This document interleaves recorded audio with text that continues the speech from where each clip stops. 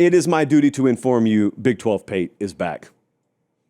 Fueled by Quick Trip, we went to Lubbock yesterday. We were there. We were on hand, and it wasn't really much of a game. So we have to begin with the bad news. Is this bad news? Joey McGuire says it's not. 1.5 Chali on Texas Tech over BYU, 29-7.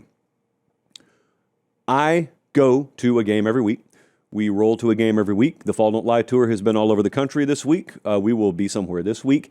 This was an unbelievable trip. Savannah State there, pictured to my left. We're walking on the field. She's with me for a lot of these games. Friend of the program, Reese Davis there.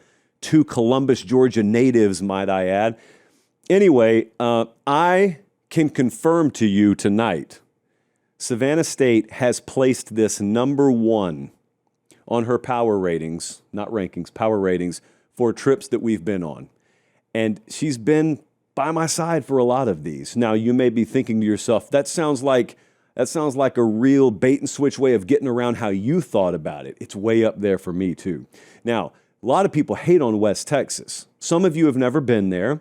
And to that, I say, I get it. I grew up in rural Georgia. So Lubbock might as well be on the moon to me. I took 1 youth mission trip there, only time I've ever been on a Greyhound bus, and we drove from Columbus, Georgia to Lubbock and back.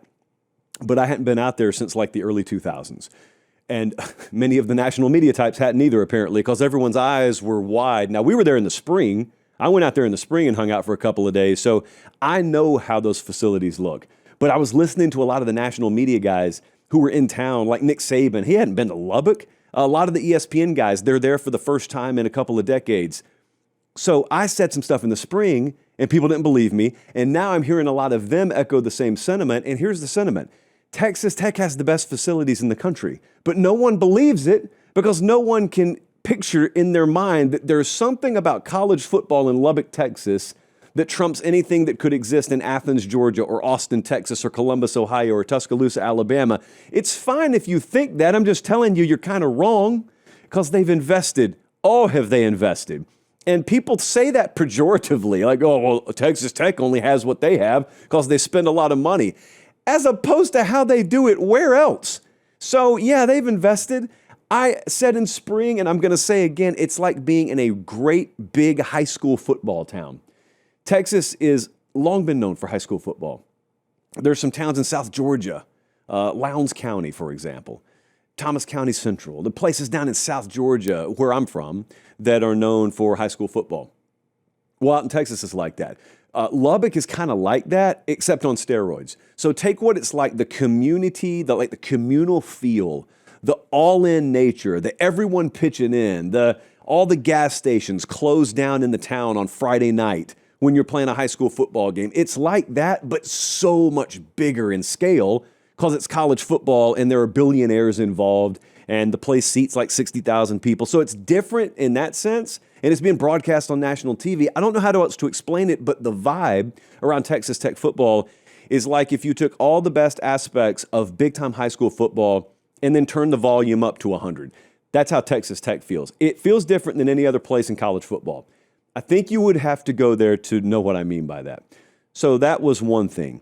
The other thing is everyone was there. Mahomes was back. You had all the big names associated with Texas Tech. You had all the big names associated with just like college football. You had game day there, Fall Don't Lie tour there, tomato, you know.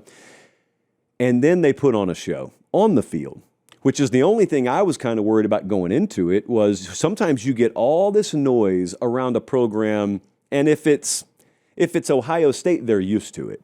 So they just perform, you know, and the game plays out the way the game would play out no matter if you were or weren't in town. But this is abnormal for Texas Tech. Now, they've been building towards it. They've been very intentional about it. They had this on their radar, but it was new. Like a lot of those people were in the spotlight. The program's in the spotlight nationally for the first time in a long time.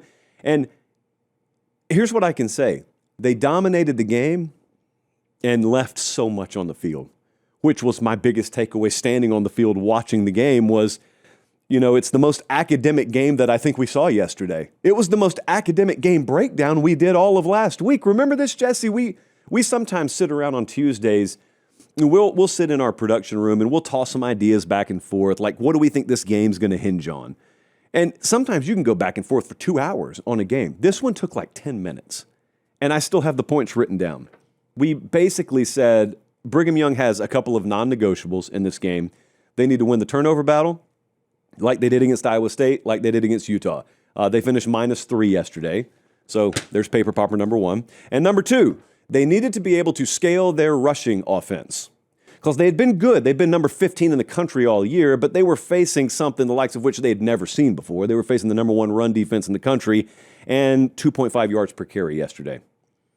They trailed the entire game. So a lot of people like to poke my argument apart last week, because I said a couple of times, and I stood by everything I said. I said Brigham Young has not had to be put in a position where they have to throw the ball to come from behind and win a game.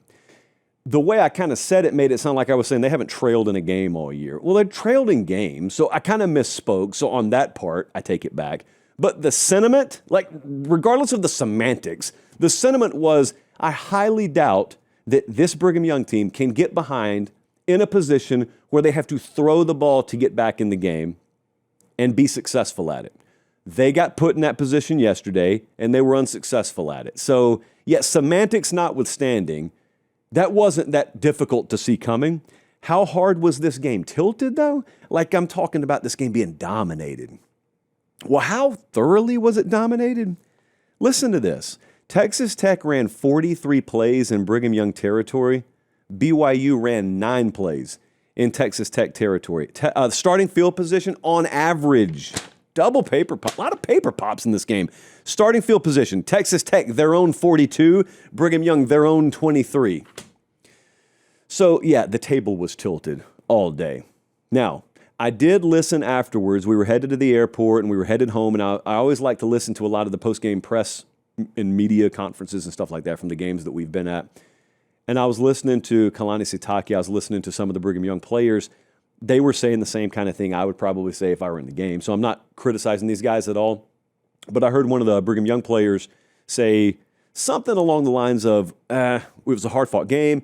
We missed a lot of opportunities. We hope to get another crack at those guys. You know, basically the idea was we did some things wrong today. If we clean that up, if we get another shot at them, we'll do those things right. So just some missed opportunities, and we could have been in this game, which is how a competitor thinks, so I don't blame them. But let's talk about missed opportunities, because missed opportunities are actually what kept this from being 45-7 instead of 29-7. Brigham Young, I mean, they're sitting there down multiple possessions and kind of lucky for the game to be this close. Texas Tech is, I mean, they had so many opportunities inside Brigham Young territory. They settled for field goals so many times. And it's great because that's how football works. And so we can't change the result yesterday. But if we're looking ahead, if we think these teams are going to play again, and it's not a foregone conclusion, but Brigham Young does control their own destiny. You see their schedule here. They got TCU, then they got at Cincinnati. It's going to be a tough game. And if they lose that one, we're probably looking at Cincinnati in the Big 12 title game. And then they got UCF. But even if they do get back, like nothing's changing about stylistically how much this matchup disadvantages you. But in terms of missed opportunities, buddy, there were a whole lot more missed opportunities and points left on the field by the home team yesterday than the road team. So they got something really, really special brewing there. It's kind of been that way all year. I feel like yesterday, for the first time, maybe people made it a point to view a Texas Tech football game. And, you know, it wasn't like a fireworks show. Actually, it was in real life. But in terms of figurative language, it wasn't a fireworks show. But it was just an awesome trip. I don't know what it is. There are a couple of places that I've been where I have this irrational attachment to the people and the place. Now, some places we go all the time. Like we're around the SEC a lot. We're around Ohio State and Penn State and Michigan a lot. We're around Oregon a fair amount. So those places I have familiarity with because they're like my neighbors. I just go see them all the time. But then there are other places where you don't get there all the time, and they hit you different. They strike you a little bit different. And all I can tell you is out of that second category, Texas Tech is our favorite trip that we've made. Going to that place, those people, Matt Dowdy and the SID crew, Joey McGuire, their open door policy, equipment staff, strength and conditioning staff. They're so great to us. The people are so great. Big shout out to the Texas Tech student section, by the way, because I promised them a shout out. And if you looked at that video that I put up on Twitter yesterday, I don't really know how else to describe it. If I were to take a perfect scene that describes the entire setting at Texas Tech yesterday, it was that video. There's a kid on the front row with a poster that says, "I love oil money, drill baby drill." That's West Texas. It's an unbelievable experience. So I encourage all of you, before you knock it, make sure you experience it.